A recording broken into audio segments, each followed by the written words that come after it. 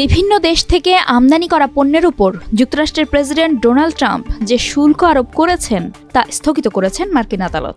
২৮ মে new ইয়র্কে আন্তর্জাতিক বাণিজ্য আদালত এক আদেশে এমন সিদ্ধান্তের কথা জানান।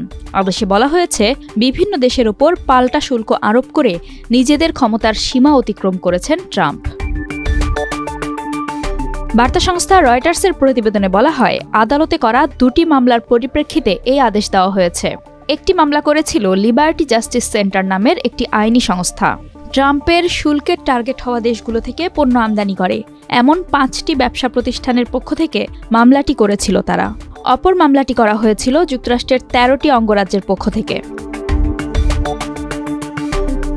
আদালতের ৩ জন বিচারকের একটি প্যানেল আদেশে বলেন, প্রেসিডেন্টের শুল্ককে কৌশল হিসেবে ব্যবহারের যৌক্তিকতা বা কার্যকারিতা নিয়ে আদালত কোনো মন্তব্য করছে না।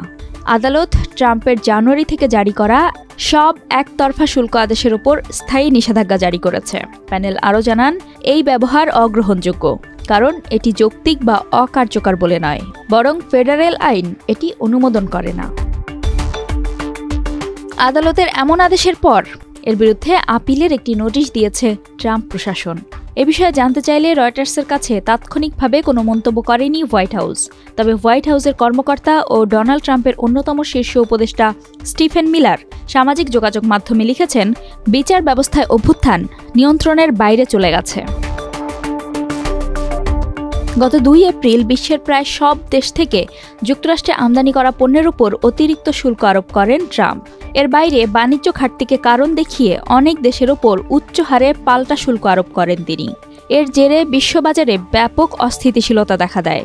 সপ্তাহখানেক বাদে চীন ছাড়া বাকি দেশগুলোর ওপর ৯০ দিনের জন্য অতিরিক্ত শুল্ক স্থগিত করেন প্রেসিডেন্ট।